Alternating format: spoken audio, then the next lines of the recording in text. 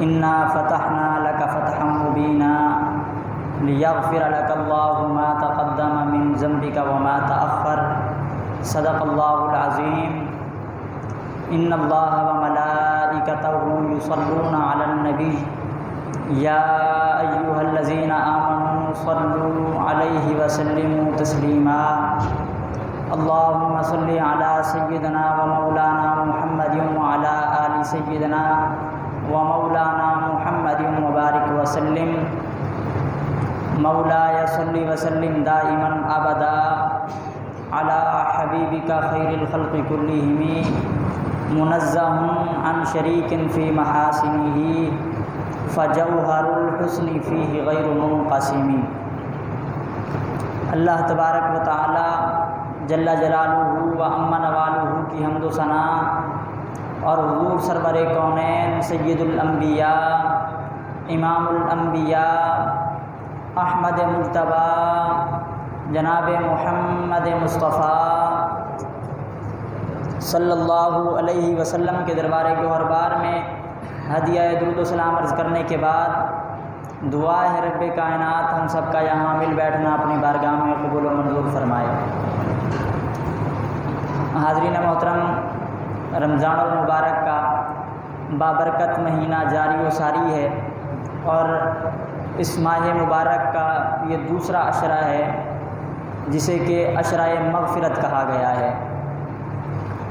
اور رمضان المبارک کے مہینے میں اللہ رب العزت نے اسلام کو اور مسلمانوں کو کئی فتوحات عطا فرمائیں، جن میں سے ایک عظیم فتح مکہ ہے کہ مسلمانوں نے مکہ بھی رمضان المبارک میں ہی فتح کیا۔ تو انشاءاللہ العزیز آج کے جمعۃ المبارک کے موقع پر فتح مکہ کے حوالے سے چند باتیں عرض کروں گا۔ دعا ہے رب کائنات مجھے حق اور سچ عرض کرنے کی توفیق عطا فرمائے۔ حاضرین محترم، اللہ رب العزت نے قرآن پاک میں ارشاد فرمایا انا فتحنا لک فتحا مبینا، کہ بے شک ہم نے آپ کے لیے فتح مبین عطا فرمائی، آپ کے لیے فتح مبین عطا فرمائی۔ اب یہاں مفسرین کرام فرماتے ہیں کہ فتح مبین سے مراد،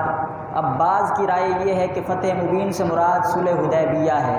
کہ اللہ رب العزت فرما رہا ہے ہم نے آپ کو فتح مبین عطا فرمائی، یعنی صلح حدیبیہ آپ کو عطا فرمائی، جو حدیبیہ کے موقع پر مسلمانوں کی صلح ہوئی۔ اور بعض مفسرین کی رائے یہ ہے کہ فتح مبین سے مراد یہاں غزوہ بدر ہے، کہ اللہ رب العزت فرما رہا ہے ہم نے آپ کو بدر میں فتح عطا فرمائی۔ اور اکثر مفسرین کی رائے یہ ہے کہ یہاں فتح مبین سے مراد فتح مکہ ہے۔ تو اللہ رب العزت نے فرمایا انا فتحنا لک فتحا مبینا، کہ اے محبوب ہم نے آپ کے لیے فتح مبین یعنی مکہ کو فتح فرمایا ہے۔ لیغفر لک اللہ ما تقدم من ذنبک وما تأخر، اور ہم نے آپ کی خاطر آپ کے اگلے اور پچھلوں کے گناہ معاف فرما دیے ہیں۔ لیغفر لک اللہ ما تقدم من ذنبک وما تأخر، ہم نے آپ کے لیے آپ کے اگلوں اور پچھلوں کے گناہ معاف کر دیے۔ اب اس آیہ کریمہ کا ترجمہ کئی لوگوں نے اس طرح بھی کیا ہے کہ لیغفر لک اللہ ما تقدم من ذنبک وما تأخر، کہ ہم نے آپ کے اگلے اور پچھلے گناہوں کو معاف کر دیا۔ اب یہ ترجمہ جو ہے یہ شان رسالت کے خلاف ہے، کیونکہ جو اللہ رب العزت کے انبیاء ہیں وہ تو گناہوں سے معصوم ہیں، گناہوں سے پاک ہیں،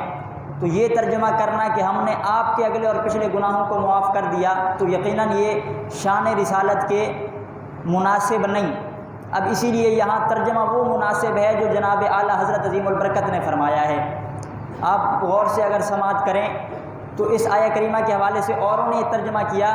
کہ لیغفر لک اللہ ما تقدم من ذنبک وما تأخر، محبوب ہم نے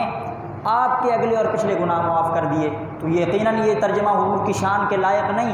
لیکن اعلیٰ حضرت عظیم البرکت نے اس کا جو ترجمہ فرمایا وہ یہ ہے کہ لیغفر لک اللہ ما تقدم من ذنبک وما تأخر، یا حضور کی بات نہیں ہو رہی بلکہ فرمایا محبوب ہم نے آپ کے لیے آپ کی امت کے اگلے اور پچھلے گناہوں کو معاف کر دیا ہے۔ ہم نے آپ کی خاطر امت کے اگلے اور پچھلے گناہ معاف کر دیے ہیں۔ تو یہاں حضور علیہ السلام کی امت کی بات ہو رہی ہے کہ محبوب آپ کا صدقہ ہم نے آپ کی امت کے گناہوں کو معاف کر دیا ہے۔ تو ترجمہ کرتے ہوئے جب بھی ترجمہ کیا جائے تو یہ ملحوظ خاطر رکھا جائے کہ یہاں کس کی بات ہو رہی ہے، ادب کے ساتھ ترجمہ کیا جائے۔ اور یہی وجہ ہے کہ جن لوگوں نے فقط لغت کو ملحوظ خاطر رکھا، جنہوں نے گرامر کو دیکھا، تو وہ ایسا ترجمہ کر گئے جو حضور کی شان کے مناسب نہیں، حضور کی شان کے لائق نہیں۔ لیکن اعلیٰ حضرت عظیم البرکت نے جہاں لغت کو سامنے رکھا وہیں عشق رسالت کو بھی سامنے رکھا، اور حضور علیہ السلام کے عشق کو سامنے رکھ کے آپ نے وہ ترجمہ کیا جو حضور علیہ السلام کی شان کے لائق تھا۔ اس لیے فرمایا لِيَغْفِرَ لَكَ اللَّهُ مَا تَقَدَّمَ مِن ذَنبِكَ وَمَا تَأَخَّرَ، کہ یا محبوب کی بات نہیں ہو رہی بلکہ فرمایا گیا محبوب آپ کی خاطر آپ کی امت کے اگلے اور پچھلے گناہ ہم نے معاف کر دیے ہیں۔ اور یہ ترجمہ یقیناً وہی کر سکتا ہے جو حضور علیہ السلام کی محبت میں فنا ہو، حضور کی محبت میں گم ہو، اور حضور سے عقیدت اور محبت کا رشتہ اور ادب کا رشتہ رکھنے والا ہو، تو وہ ہمیشہ ایسا ترجمہ کر سکتا ہے۔ اور یقیناً اعلیٰ حضرت عظیم البرکت آپ تو حضور علیہ السلام کی ذات میں فنا تھے، اور اس قدر فنا تھے کہ آپ ایک مرتبہ خود فرماتے ہیں شعر کے اندر، آپ فرماتے ہیں ارے اے خدا کے بندو کوئی میرے دل کو ڈھونڈو، میرے پاس تھا ابھی تو ابھی کیا ہوا خدایا، نہ کوئی گیا نہ آیا۔ آپ فرماتے ابھی تو میرا دل میرے پاس تھا، نہ یہاں کوئی آیا ہے نہ یہاں سے کوئی گیا ہے، تو احمد رضا کا دل کہاں غائب ہو گیا۔ اور آپ نے کیا فرمایا ارے اے خدا کے بندو۔ تو اعلیٰ حضرت کا ہر شعر حضور علیہ السلام کی احادیث کے مطابق ہوتا ہے، تو یہ اے خدا کے بندوں سے مراد میں اور آپ نہیں ہیں کہ اعلیٰ حضرت نے کہا ہو کہ جاؤ تم میرے دل کو ڈھونڈ کر لاؤ، فرمایا نہیں، بلکہ حضور علیہ السلام کی حدیث ہے، حضور فرماتے ہیں اگر کوئی بندہ جنگل میں ہو بیاباں میں ہو اور اس کی کوئی چیز کھو جائے گم ہو جائے تو وہ وہاں بلند آواز سے کہے اعینونی یا عباد اللہ، اے اللہ کے بندوں میری مدد کرو، تو اللہ رب العزت رجال الغیب کو بھیج کر بندوں کی مدد فرماتا ہے۔ تو آپ رجال الغیب سے کہہ رہے ہیں ارے اے خدا کے بندو کوئی میرے دل کو ڈھونڈو، میرے پاس تھا ابھی تو ابھی کیا ہوا خدایا، نہ کوئی گیا نہ آیا۔ تو پھر آگے جواب خود ارشاد فرماتے ہیں رضا ہمیں تیرے دل کا پتہ چلا بمشکل، رضا ہمیں تیرے دل کا پتہ چلا بمشکل، در روضہ کے مقابل وہ ہمیں نظر تو آیا، یہ نہ پوچھ کیسا پایا، کہ ہم نے تیرے دل کو حضور کے روضے کے سامنے دیکھا ہے لیکن یہ نہ پوچھ کے وہاں کس کیفیت میں دیکھا ہے۔ تو احمد رضا تو وہ ہستی ہیں کہ جن کا دل ہمیشہ حضور کی بارگاہ میں حاضر رہا کرتا تھا، اسی لیے آپ نے حضور کی بارگاہ کے ادب کو ملحوظ خاطر رکھا اور ترجمہ کیا لِيَغْفِرَ لَكَ اللَّهُ مَا تَقَدَّمَ مِن ذَنبِكَ وَمَا تَأَخَّرَ، کہ محبوب آپ کا صدقہ آپ کی امت کے ہم نے اگلے گناہ بھی معاف کر دیے ہیں، پچھلے گناہ بھی معاف کر دیے ہیں۔ اور یہ ترجمہ حضور کی احادیث کے مطابق ہے۔ میں یہاں ایک حدیث عرض کر کے پھر فتح مکہ کی طرف آتا ہوں کہ یہ ترجمہ جو اعلیٰ حضرت نے کیا ہے کہ آپ کی امت کے گناہوں کی بات ہو رہی ہے، امت کے گناہوں کی بخشش کی بات ہو رہی ہے، یہ مناسب ہے کہ نہیں۔ حدیث پاک میں آتا ہے کہ ایک بار حضور علیہ السلام قرآن کی تلاوت فرما رہے تھے اور قرآن کی تلاوت کرتے ہوئے پچھلے انبیاء کے واقعات پڑھے کہ اللہ رب العزت کے ایک نبی رب کی بارگاہ میں عرض کرتے ہیں اے مالک و مولا میری امت کو اگر تو عذاب دینا چاہے تو یہ تیرے بندے ہیں، اگر معاف کر دے تو تو غالب حکمت والا ہے، ان تعذبہم فانہم عبادک، کہ اے مالک اگر عذاب دینا چاہتا ہے تو تیرے بندے ہیں، اگر معاف کر دے یہ تب بھی تیرے بندے ہیں، میں اپنی امت کے بارے میں تجھ سے کوئی بات نہیں کروں گا، عذاب دے تیری مرضی ہے، معاف کر دے تیری مرضی ہے۔ جبکہ دوسری طرف ایک اور نبی کا تذکرہ پڑھا جو رب کی بارگاہ میں عرض کرتے ہیں من تبعنی فانہ منی، کہ اے مالک مولا جو نیکوکار ہیں وہ میرے ہیں، ومن عصانی، اور جنہوں نے میری تباہ نہیں کی، جنہوں نے میری نافرمانی کی ہے ان سے میرا کوئی تعلق نہیں۔ پچھلے انبیاء کرام نے رب کی بارگاہ میں کہہ دیا مالک عذاب دینا ہے تیرے بندے ہیں، اگر سزا دینی ہے یا انہیں نجات دینی ہے یہ تیرے بندے ہیں، اور بعض نے کہا کہ اگر نیک ہیں تو میرے ہیں، گناہ گار ہیں تو مالک تو جان، ہمارا تعلق نہیں۔ جب حضور نے یہ آیہ کریمہ پڑھی تو حضور علیہ السلام کے چشمان مبارک سے اشک جاری ہو گئے، اشک جاری ہوئے، اور حضور بار بار یہی فرما رہے تھے میری امت میری امت۔ اب جناب جبریل امین کو رب کائنات نے بھیجا، حالانکہ رب سب جانتا ہے کہ محبوب کس لیے آج اشک جاری ہیں، محبوب کس لیے آج گریہ فرما رہے ہیں، لیکن اللہ رب العزت نے جبریل امین کو بھیجا، اے جبریل جاؤ محبوب سے پوچھو کیا وجہ ہے۔ حضور نے فرمایا کہ اے جبریل پچھلے انبیاء نے تو کہہ دیا کہ مالک اگر عذاب دے تیرے بندے ہیں، معاف کر دے تیرے بندے ہیں، لیکن جبریل میں اپنے گناہ گاروں کو نہیں چھوڑ سکتا، میں اپنی امت کو نہیں چھوڑ سکتا۔ اب جبریل امین رب کی بارگاہ میں حاضر ہوئے، عرض کرتے ہیں مالک و مولا تیرا محبوب آج امت کی وجہ سے غمگین ہے۔ تو رب کائنات نے فرمایا کہ ہمارے محبوب کو پیغام دو کہ رب آپ کو ضرور راضی فرمائے گا، رب آپ کو ضرور راضی فرمائے گا۔ تو اب حضور علیہ السلام نے ناز میں آ کے فرمایا لا ارضا وواحد من امتی فی النار، کہ میں اس وقت تک راضی نہیں ہوں گا جب تک رب میرے سارے گناہ گاروں کو جنت عطا نہ فرما دے، کہ جب تک اللہ رب العزت میری ساری امت کو جنت عطا نہیں فرمائے گا میں اس وقت تک راضی نہیں ہوں گا۔ اگر مجھے راضی کرنا ہے تو پھر میری ساری امت کو جنت عطا فرمانی پڑے گی۔ تو یہ حضور علیہ السلام کی امت سے محبت ہے، اور یہی ترجمہ یہاں پر مناسب ہے کہ حضور کی وجہ سے حضور کی امت کے گناہوں کو معاف کر دیا گیا۔ اور یہاں مجھے ایک تاجدار گولڑا کا شعر یاد آتا ہے، جناب پیر سید نصیر الدین نصیر شاہ صاحب، آپ نے فرمایا کہ غلام حشر میں جب سید الورا کے چلے، پیر نصیر الدین نصیر شاہ صاحب فرماتے ہیں کہ قیامت کے دن کیا منظر ہوگا، فرماتے ہیں کہ غلام حشر میں جب سید الورا کے چلے، لوائے حمد کے سائے میں سر اٹھا کے چلے، اور یہ ان کا فقر کہ سلیمان کو جس پہ رشک آئے، اور یہ ان کا حسن کہ یوسف بھی منہ چھپا کے چلے، یہ ان کا فقر کہ سلیمان کو جس پہ رشک آئے، اور یہ ان کا حسن کہ یوسف بھی منہ چھپا کے چلے، اور نصیر ان کے سوا نہیں ہے کوئی رسول ایسا جو بخشوانے پہ آئے تو بخشوا کے چلے۔ یہ حضور کی شان ہے کہ جب حضور امت کو بخشوانے پر آئے تو پھر ساری امت کو بخشوا کے چلے۔ تو فرمایا لا ارضا وواحد من امتی فی النار، کہ میں اس وقت تک رب سے راضی نہیں ہوں گا جب تک میری ساری امت جنت میں نہیں چلی جاتی۔ تو یہاں پر یہی مناسب ہے کہ ترجمہ کیا جائے لیغفر لک اللہ ما تقدم من ذنبک وما تأخر، کہ اللہ فرما رہا ہے محبوب آپ کی خاطر آپ کی امت کے اگلے اور پچھلے سارے گناہوں کو ہم نے معاف کر دیا ہے۔ تو یہاں فرمایا انا فتحنا لک فتحا مبینا، ہم نے آپ کی خاطر جو ہے فتح مبین عطا فرمائی، اور فتح مبین سے مراد فتح مکہ ہے۔ اب آپ فتح مکہ کے حوالے سے توجہ سے سماعت کریں گے تاکہ یہ بات سمجھ میں آئے کہ مکہ کیسے فتح ہوا اور اس کے اسباب کیا تھے۔ حاضرین محترم، حضور علیہ السلام نے اسلام کی تبلیغ کا آغاز مکہ سے فرمایا۔ جب حضور نے تبلیغ شروع فرمائی تو وقت گزرتا گیا اور لوگ اسلام کے دامن سے وابستہ ہوتے گئے، اور جیسے جیسے لوگ اسلام سے جڑتے گئے تو کفار مکہ کو بڑی تکلیف ہوئی، اور انہوں نے مسلمانوں کو اذیتیں اور تکلیفیں پہنچانا شروع کر دی۔ جب مسلمانوں کو تکلیفیں دی گئیں تو حضور کی بارگاہ میں حاضر ہوئے، عرض کرتے ہیں یا رسول اللہ آپ ہمیں حکم ارشاد فرمائیں تاکہ ہم ہجرت کر جائیں، یا تو ہجرت کا حکم عطا فرمائیں یا پھر ہمیں حکم دیں تاکہ ہم ان سے جہاد کریں، جنگ کریں۔ تو حضور علیہ السلام نے فرمایا کہ اے صحابہ جب تک رب کا حکم نہیں آتا نہ ہم ہجرت کریں گے نہ ہم ان سے جہاد کریں گے۔ جب تک رب کا حکم نہیں آتا نہ ہم نے ہجرت کرنی ہے نہ جہاد کرنا ہے، جب تک رب کا حکم نہیں آ جاتا ہم نے صبر سے کام لینا ہے۔ تو مسلمان صبر کرتے رہے، کفار تکلیفیں دیتے رہے، ظلم کرتے رہے، حتیٰ کہ طائف کی وادی میں خود حضور علیہ السلام کو پتھر مارے گئے، حضور علیہ السلام کا پورا بدن لہولہان ہو گیا، اور فرشتے آ کر عرض کرتے ہیں یا رسول اللہ اگر آپ حکم فرمائیں تو ہم آج اس پوری بستی کو پلٹ دیتے ہیں، ان بستی والوں کو غرق کر دیتے ہیں۔ تب بھی حضور علیہ السلام نے فرمایا کہ اے فرشتوں، اللہ نے مجھے ظالم یا ظلم کرنے کے لیے نہیں بلکہ اللہ نے مجھے رحمت للعالمین بنا کر بھیجا ہے۔ تو اس وقت بھی حضور علیہ السلام نے صبر سے کام لیا، اور حضور نے ان پر ظلم نہیں کیا، نہ ان کو غرق کرنے کا حکم دیا۔ لیکن جب تکلیفیں زیادہ ہو گئیں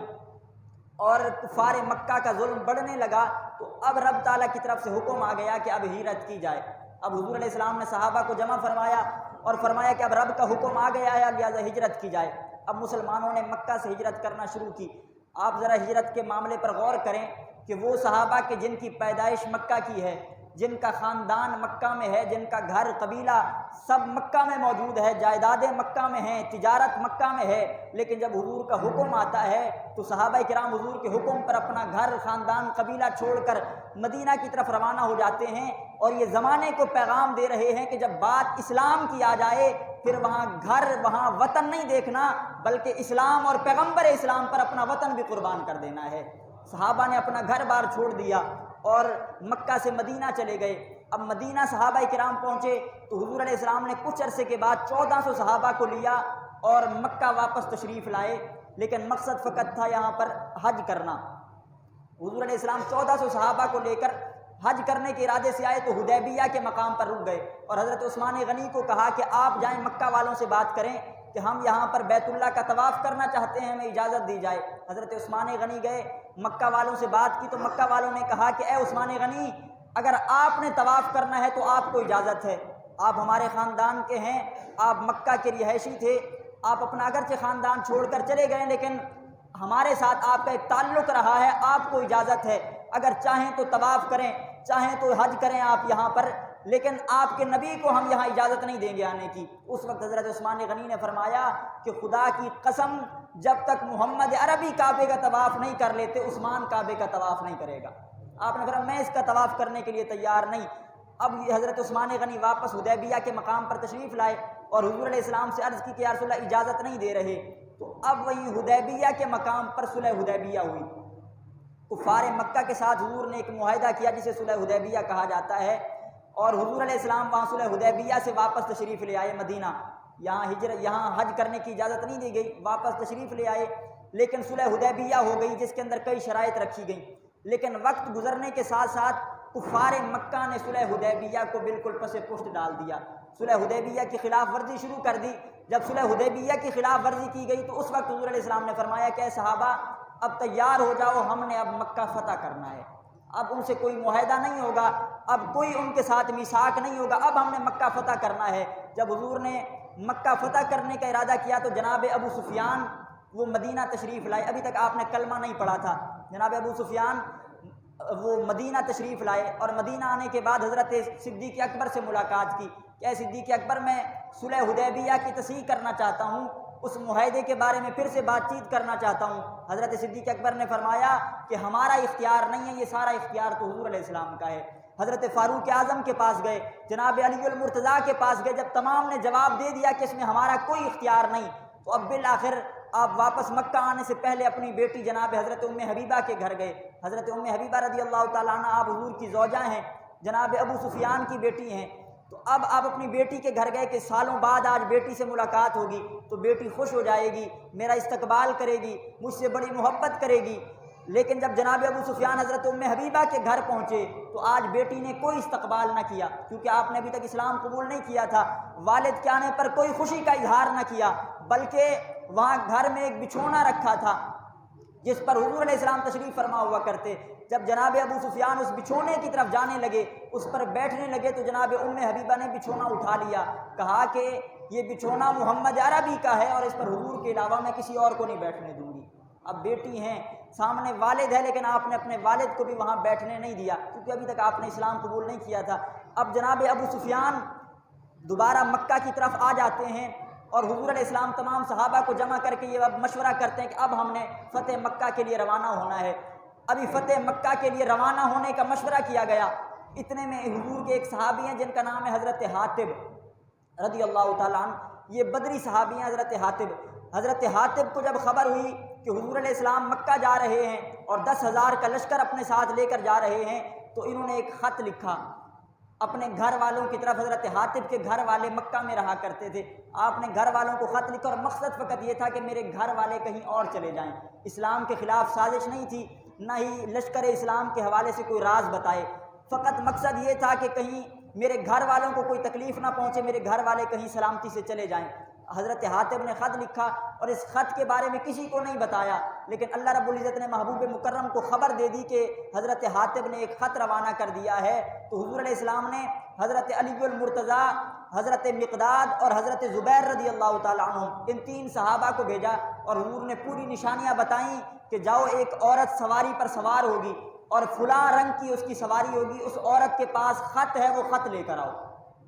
پوری حضور نے نشانیاں بتائیں، فرمایا جا کر خط لے کر آؤ۔ اب حضرت علی المرتضیٰ، حضرت مقداد اور حضرت زبیر جاتے ہیں اور جیسے حضور نے نشانیاں بتائی تھیں انہی نشانیوں کے مطابق ایک عورت کو دیکھا اور کہا کہ تیرے پاس خط ہوگا، وہ خط ہمیں دے دے۔ اب اس عورت نے اپنی عادت زنانہ کے مطابق کہنا شروع کر دیا، جی تم مجھے لوٹنے کے لیے آئے ہو، تم مجھے چور نظر آتے ہو، میرے پاس تو کوئی خط موجود نہیں۔ لیکن جناب علی المرتضیٰ نے جب اسے دھمکی بھرے لہجے میں فرمایا کہ تیرے پاس خط موجود ہے، ہمیں خط چاہیے، تو اس نے کہا کہ تم جھوٹ بولتے ہو، جو تمہیں خبر دی گئی ہے یہ خبر جھوٹی ہے، میرے پاس کوئی خط نہیں۔ تو جناب علی المرتضیٰ فرماتے ہیں عورت تو جھوٹ بول سکتی ہے، لیکن ہمیں جس محبوب نے بھیجا ہے وہ محبوب کبھی جھوٹ نہیں بولتا۔ ہمیں محمد عربی نے بھیجا ہے، تیرے پاس خط ہے، لیکن وہ عورت نہ مانی۔ جناب علی المرتضیٰ نے تلوار اس کی گردن پر رکھی تو اس عورت نے اپنے بالوں کے مینڈیوں کے اندر خط چھپا رکھا تھا۔ اب وہ خط جناب علی المرتضیٰ نے عورت سے لیا اور حضور علیہ السلام کی بارگاہ میں پیش ہوئے۔ حضور علیہ السلام کے سامنے خط رکھا گیا تو حضرت حاتب حضور کی بارگاہ میں حاضر ہوئے، عرض کرتے ہیں رسول اللہ میرا کوئی اور مقصد نہیں تھا، میں گھر والوں کو بچانا چاہتا تھا۔ تو اتنے میں حضرت فاروق اعظم کھڑے ہو گئے، عرض کرتے ہیں رسول اللہ مجھے اجازت عطا فرمائیں، میں اس منافق کی گردن کاٹنا چاہتا ہوں، اس نے یہ خط کیوں بھیجا؟ تو حضور نے فرمایا اے عمر رک جاؤ، یہ اصحاب بدر میں سے ہیں، اور بدر والوں کے بارے میں اللہ نے فرمایا ہے اعملوا ما شئتم، اے بدری صحابہ ہم نے تمہاری ساری خطاؤں کو معاف کر دیا ہے۔ یہ بدر والے ہیں، اللہ نے ان کو معاف کر دیا ہے، اور ان کی نیت ایسی نہیں تھی، یہ اپنے گھر والوں کو بچانا چاہتے تھے، حضور نے معاف کیا۔ اب حضور علیہ السلام 10,000 کا لشکر لے کر روانہ ہوئے۔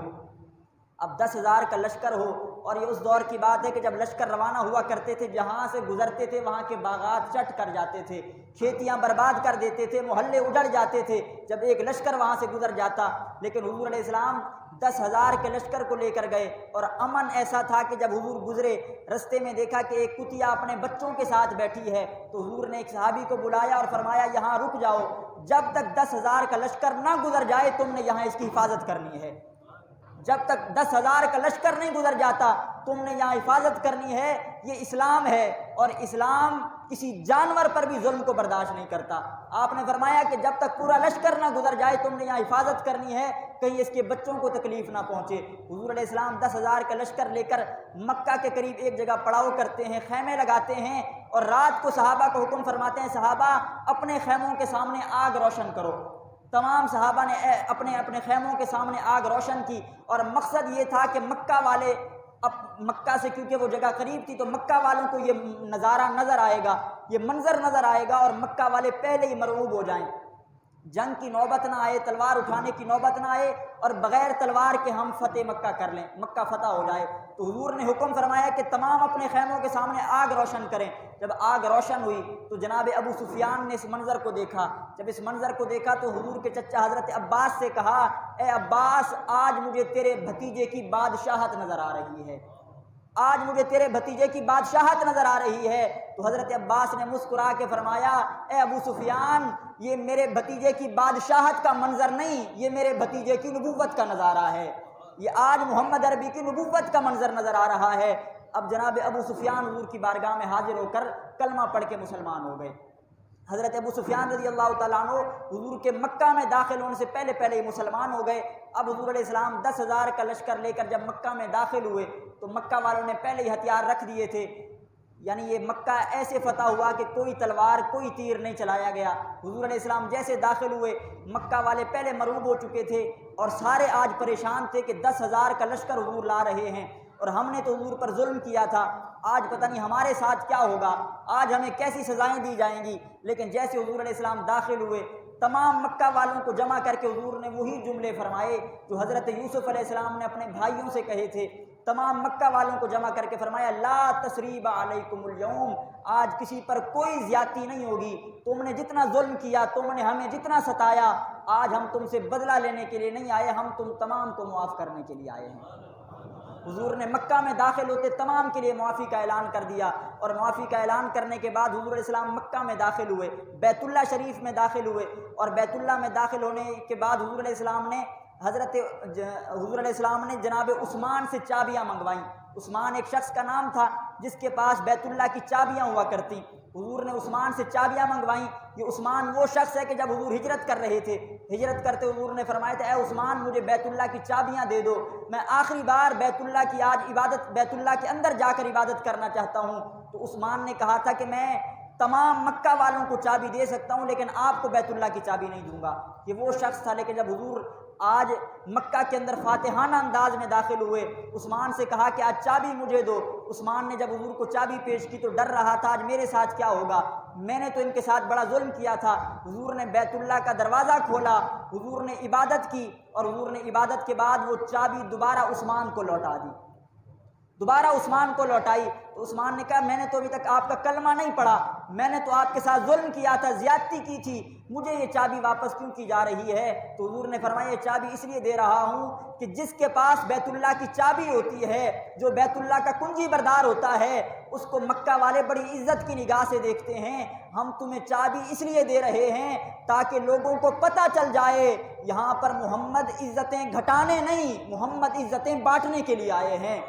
حضور علیہ السلام آج مکہ میں لوگوں کی عزتیں گھٹانے نہیں آئے، ہم تو عزتیں بڑھانے کے لیے آئے ہیں۔ حضور نے چابی عثمان کو واپس کی، اتنے میں عثمان قدموں میں گر کر کلمہ پڑھ کے مسلمان ہو گیا،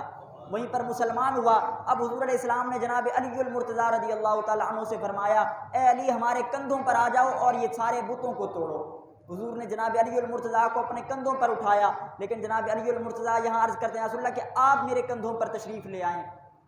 یا رسول اللہ آپ میرے کندھوں پر تشریف لے آئیں۔ تو حضور نے فرمایا اے علی آپ نبوت کا بوجھ نہیں اٹھا سکتے، آپ میرے کندھوں پر آ جائیں۔ جناب علی المرتضیٰ حضور کے کندھوں پر آئے اور بیت اللہ کے بتوں کو توڑا، جو چھت پر موجود تھے انہیں بھی، جو بیت اللہ کے اندر تھے انہیں بھی توڑا۔ جب علی المرتضیٰ نیچے تشریف لائے تو یہاں شاہ عبدالحق محدث دہلوی آپ نے جو جملہ لکھا ہے آپ ذرا غور فرمائیے گا، یہ جملہ کیسا ایمان افروز ہے۔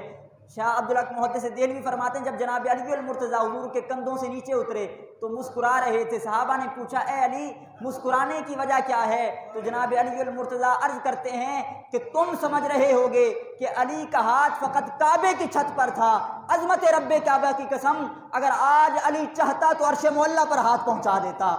اگر آج علی چاہتا تو علی کا ہاتھ عرش معلیٰ پر بھی پہنچ جاتا، کیوں کہ علی محمد کے کندھوں پہ سوار تھا۔ تو حاضرین محترم اس طرح حضور علیہ السلام نے بیت اللہ کے سارے بتوں کو توڑا۔ اب حضور علیہ السلام نے طواف شروع کیا۔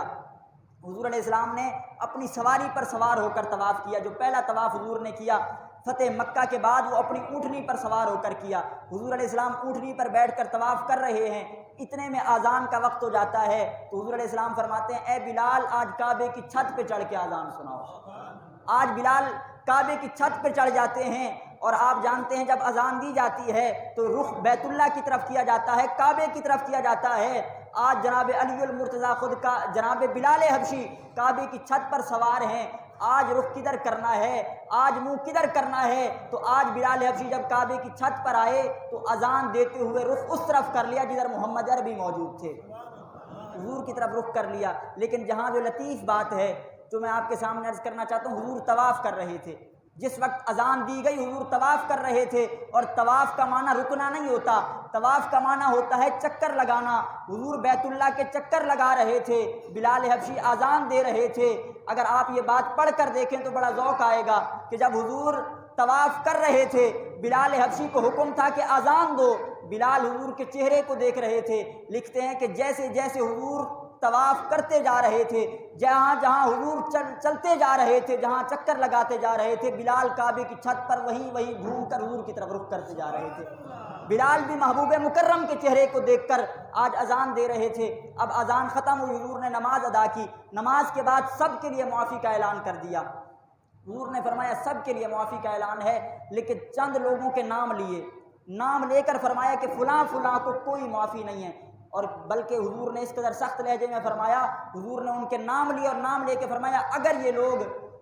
بیت اللہ کے غلاف سے چمٹے ہوئے بھی مل جائیں تو انہیں وہیں قتل کر دو، انہیں کوئی معافی نہیں ہے۔ انہوں نے مجھے بڑی تکلیفیں دی ہیں، جن میں سے ایک شخص تھا کعب بن زہیر۔ کعب بن زہیر یہ شاعر تھا، اس نے شاعری کی صورت میں حضور علیہ السلام کے خلاف باتیں لکھی۔ آپ جانتے ہیں ویسے کسی کے خلاف بات کرنا،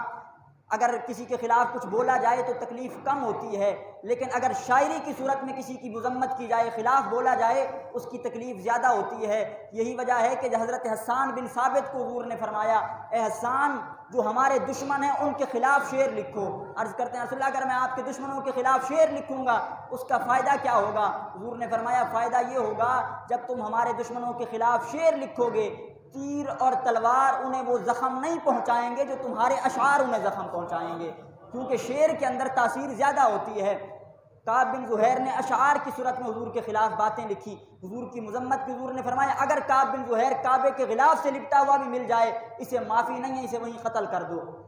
کعب بن زہیر کو بھی پتہ چل گیا کہ میرے خلاف جو ہے حضور نے اعلان کر دیا ہے۔ کعب بن زہیر کہیں چھپ گیا اور کسی سے رابطہ کیا کہ کیا میری معافی ہو سکتی ہے، تو پیغام دیا گیا اے کعب بن زہیر کہ تیری معافی نہیں ہو سکتی، اگر کسی مسلمان کے بھی ہاتھ لگ گیا تجھے قتل کر دیا جائے گا۔ ایک طریقہ ہے، کسی طریقے سے بچتے بچتے ڈائریکٹ حضور تک پہنچ جاؤ، حضور کی بارگاہ میں حاضر ہو جاؤ، شاید حضور معاف کر دیں۔ اب کعب بن زہیر حضور علیہ السلام کی بارگاہ میں منہ چھپاتے چھپاتے پہنچ گئے۔ صبح حضور علیہ السلام نے نماز پڑھائی، یہ کسی مسجد کے کونے میں بیٹھے رہے۔ جب نماز ختم ہوئی حضور نے صحابہ سے واعظ و نصیحت کا سلسلہ شروع کیا تو کعب بن زہیر نے اپنے منہ پر نقاب ڈالا اور کہا یا رسول اللہ، اگر کعب بن زہیر آپ کے پاس آ جائے اور اپنے گناہوں کی معافی مانگے تو کیا آپ اسے معاف فرما دیں گے؟ تو حضور نے فرمایا اے کعب، تو ہمارے پاس آ بھی گیا ہے، ہم نے تجھے معاف بھی کر دیا ہے، تو آ بھی گیا ہے، ہم نے تجھے معاف بھی کر دیا ہے۔ اب حضرت کعب بن زہیر نے کلمہ پڑھا، کلمہ پڑھ کر مسلمان ہوئے اور حضور سے اجازت طلب کرتے ہیں کہ یا رسول اللہ آپ اجازت عطا فرمائیں، پہلے آپ کے خلاف شعر لکھا کرتا تھا، آج آپ کی بارگاہ میں کھڑے ہو کر آپ کی نعت پڑھنا چاہتا ہوں۔ تو حضور نے اجازت عطا فرمائی اور کعب بن زہیر نے وہیں حضور کے سامنے کھڑے ہو کر حضور کی نعت پڑھی۔ حاضرین محترم، حضور علیہ السلام جب مکہ میں داخل ہوئے تو حضور نے معافیوں کا اعلان فرمایا، اور یہ اپنی امت کو بھی پیغام تھا کہ ذات کے لیے انتقام نہ لو، اگر کسی سے ذاتی کوئی معاملہ ہو جائے، ذاتی رنجش ہو جائے تو اللہ کی رضا کی خاطر معاف کر دو، اللہ دنیا میں بھی اجر عطا فرمائے گا، قیامت میں بھی اجر عطا فرمائے گا۔